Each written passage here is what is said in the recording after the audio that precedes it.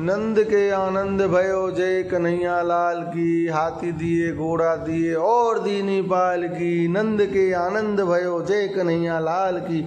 जय श्री कृष्णा वैष्णवो। आपको जन्माष्टमी की खूब बधाई। हमारे पुष्टि मार्ग में और विरज में 7 तारीख को हमारे ठाकुर जी का जन्म दिवस मनाया जा रहा है। बड़े हर्षोल्लास के साथ हमारे ब्रज में ये जन्मोत्सव मनाया जाएगा। 7 को और 8 को नंदगांव में मनाया जाएगा और 8 को ये नंदोत्सव होता है। तो इससे पहले आपने हमारे चैनल को सब्सक्राइब नहीं किया, कृपया करके उसको सब्सक्राइब करें, लाइक करें और कमेंट में हमको बताएं। अब हम आपको थोड़ा को श्री कृष्ण हमारे जो प्राण प्रीतम है, जो ब्रज जन का हृदय है, सर्वस्व है, और ऐसे ही पुष्टि मार्ग में वो वैष्णवों का हृदय है, वो वल्लभ है, प्राण प्रीतम है। आज उसके बारे में कुछ संक्षेप में हम आपको बताएं। आपको हमारी वीडियो कैसी लगे कृपया करके हमको कमेंट में बताइए। अब इसमें आता है कि भक्ति करने से पूर्व हमें श्री कृष्ण के अनंत नाम रूपों का परिचय प्राप्त करना परम आवश्यक है, क्योंकि हरि तारा नाम अनेक छे, क्या नाम है लक्ष्मी कनकोत्री।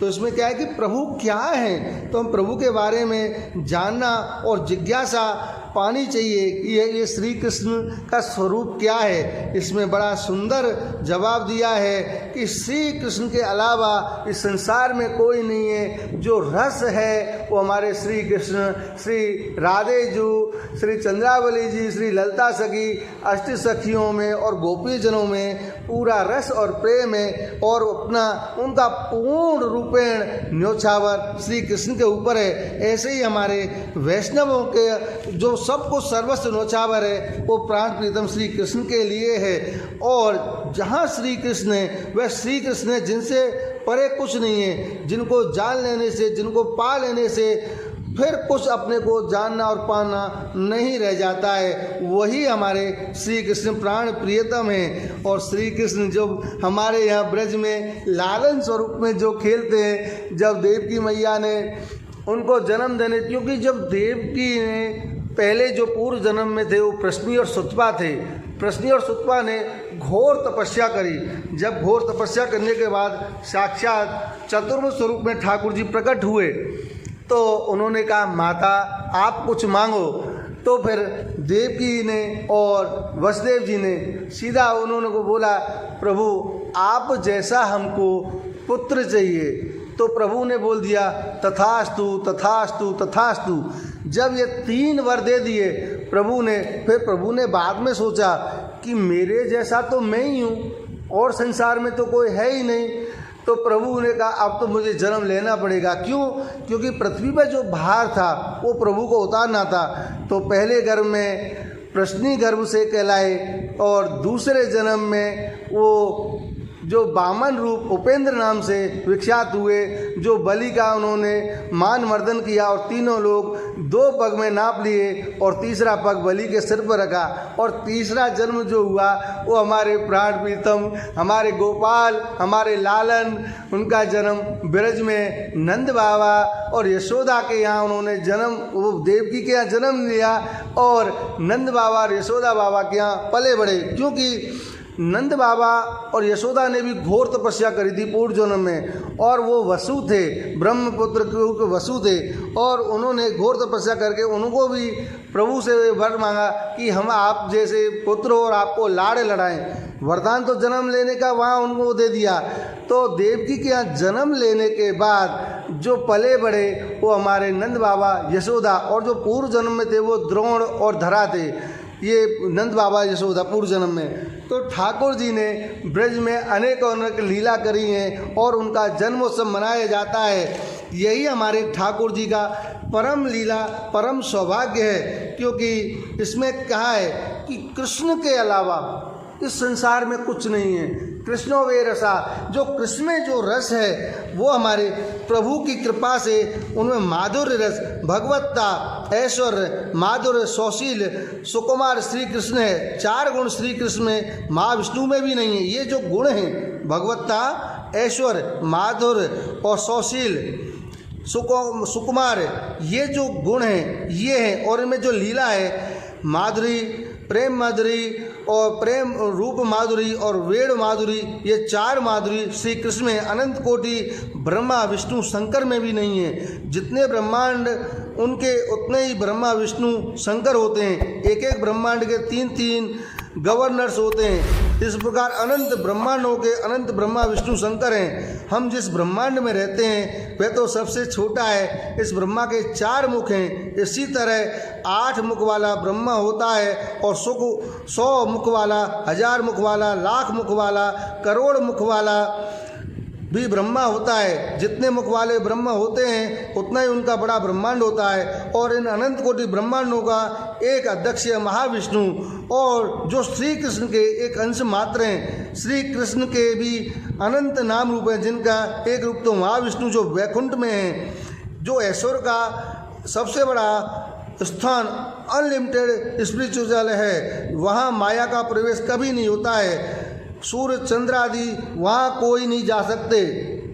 वहाँ तो सब कुछ अलौकिक दिव्य है। ऐश्वर्य तो अनंत सीमा है वैकुंठ में। यह श्री कृष्ण का पहला रूप है महाविष्णु, जिसमें माधुर्य कम है, ऐश्वर्य तो असीम है, लेकिन उनका परिकर नहीं है और लीला भी नहीं करते। अब 2 नंबर पे आती है द्वारका के श्री कृष्ण।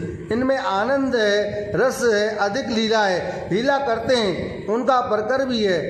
इनमें ऐश्वर्य की अपेक्षा माधुर्य अधिक है। लौकिक भाषा में समझना हो तो गवर्नर का पद यानी ऐश्वर्य, उस पद पर बैठकर उस पद की गरिमा रखनी पड़ेगी।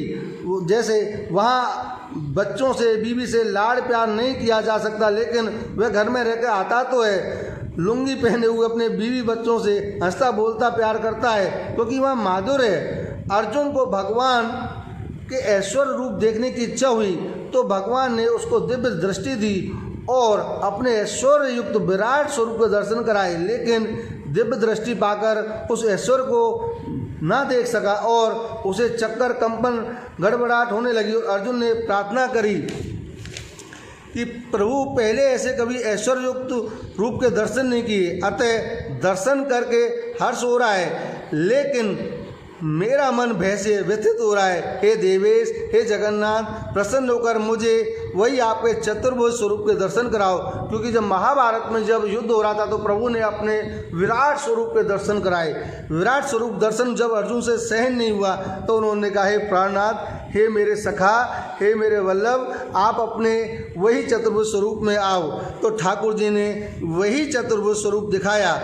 पर अब इससे जो इस तरह महाविष्णु का स्वरूप ऐश्वर्य वाला है, उससे कम ऐश्वर्य और माधुर्य वाला स्वरूप द्वारका का है। इससे भी अधिक माधुर्य और ऐश्वर्य कम मथुरा के श्री कृष्ण में, और इससे भी अधिक माधुर्य प्रेम ब्रज के श्री कृष्ण में है। और ऐश्वर्य का तो नामो निशान ही नहीं। इसमें या तो भगवान अपने ऐश्वर्य का तिरोभाव करके भक्त के भावानुकूल स्वरूप धारण करके भक्त के मनोरथों को पूर्ण करते हैं, या भक्त और भगवान अपने स्वरूप को भुला देते हैं और भगवान अपने स्वामित्व को और अपने भक्त के दासत्व को भूल जाते हैं। भगवान बबू प्राकृत शिशु ताही अहिर की छचेरियाँ छचिया भर छाछ पे नचावे। श्री यशोदा जी ने अखिल ब्रह्मांडों को ईश उखल से बांध दिया और प्रभु रो रहे हैं। वृंदावन के ये अधिक माधुर्य रस है। इससे भी अधिक रस सरस निकुंज वाले श्री कृष्ण और सबसे अधिकतम सरस रस निवृत्त वृंदावन के श्री कृष्ण से अधिक माधुर्य रस है कुंज के श्री कृष्ण में। इससे भी अधिक सरस रस निकुंज वाले श्री कृष्ण में और सबसे अधिकतम रस सरस निवृत्त निकुंज वाले श्री कृष्ण में। वहाँ तो केवल प्रिया प्रीतम ही लीला करते रहते हैं, वहाँ किसी का भी प्रवेश नहीं है। निकुंज में जीवों को प्रवेश करने का अधिकार नहीं है। ललता विशाखा आदि सखियाँ वहाँ सेवा करती हैं। कुंज में जीव जा सकते हैं, परंतु उनको माधुर्य भाव तथा समर्थारति भाव से भावित होना अनिवार्य है। अर्थात केवल श्याम सुंदर के सुख के बारे में ही सोचें और सेवा करें, अपने सुख का तनिक भी ख्याल ना करें, ये सोचकर सेवा करें। ये तो ब्रजांगनाओं के भाव और उनके आदर्श चरित्रों से सीखने को मिलेगा।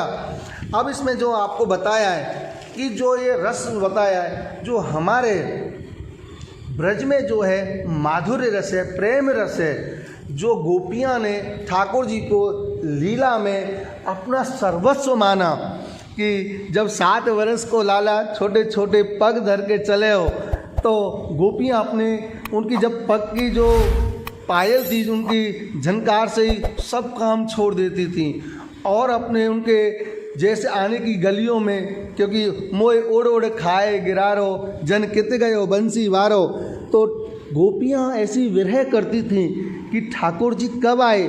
वो गिरारो मतलब हमारे ब्रज में भाषा है, ब्रज भाषा गिरारो, तो रास्ते को गिरारा बोलते हैं हमारे यहाँ।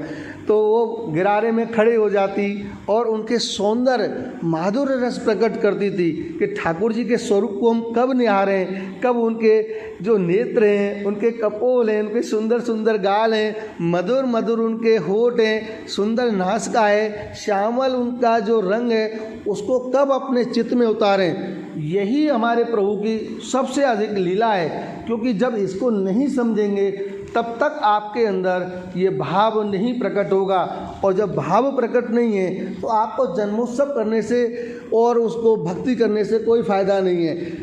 अब जब आप अपने लालन का जन्मोत्सव मनाएं तो बड़े आनंद से सुंदर सुंदर सामग्री बनाएं, ठाकुर जी को लाड़ लड़ाएं और एक ध्यान रखें कि ठाकुर जी को पीठ ना दिखाएं किसी भी तरीके से। इस जन्माष्टमी में कोई भी जन्म दिवस हो, हमने अपने लालन को पीठ नहीं दिखानी। यशोदा जैसे लाड़ करना है, प्रेम करना है कि आज तो मेरे लाला को जन्म देने, क्योंकि पुष्टि मार्ग में हमारे श्री मध्व वल्लभाचार्य जी आज्ञा करते हैं, भगवत रूप सेवार्थ तत् सृष्टि नान्यार्थ भवेत, अर्थात शुद्ध पुष्टि जीवों का भगवत सेवा के लिए यही जन्म हुआ है। इसके अतिरिक्त दूसरा कोई हेतु हो ही नहीं सकता। शुद्धा प्रेमरामती दुर्लभा, शुद्ध पुष्टि जीव तो दुर्लभ ही है। कृपा सागर अदेदान दक्ष आचार्य जी के आश्रय से सब कुछ संभव है। इसमें सीधा सीधा लिखा है कि जो वैष्णव बन जाते हैं, जो आचार्य चरण श्री वल्लभाचार्य जी की कृपा से हमको पुष्टि मार्ग मिलता है,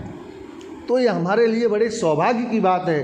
क्योंकि पुष्टि मैंने कितनी बार आपको वीडियो में बताया है कि जो शुद्ध पुष्टि जीव होते हैं, जो वैष्णव होते हैं, उनको अपने ठाकुर जी के अलावा, अपने सेव्य स्वरूप के अलावा कुछ नहीं दिखता है। वो उनका सर्वस्व प्राण तन मन धन जो भी है अपने ठाकुर जी को समर्पित हो जाना चाहिए। अगर आपने ठाकुर जी को समर्पित नहीं किया तो प्रभु आपको लाड़, वो प्रेम, वो भाव नहीं देंगे।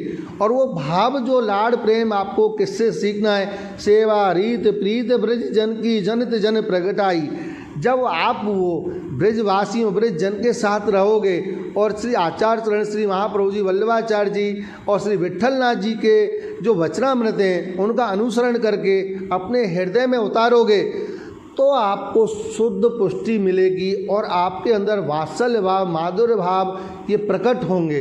जब आपके अंदर ये देखो प्रभु के कितने रूप हैं और हमको उनको कैसे मानते हैं। जैसे कोई अपना पति मानता है, कोई अपना बेटा मानता है, कोई पुत्र मानता है, कोई अनेक रूप से अपने स्वरूप से सेवा करते हैं। तो हमको ये सोचना चाहिए कि अपने जैसे हम कुटुंब के लिए करते हैं लौकिक में, तो अलौकिक में हम अपने जो मेरा प्राण प्रीतम है, हमारे ठाकुर जी हैं, उनके लिए हम क्या करें, क्योंकि जो कुछ है सब उन्हीं का है, हमारा कुछ नहीं है।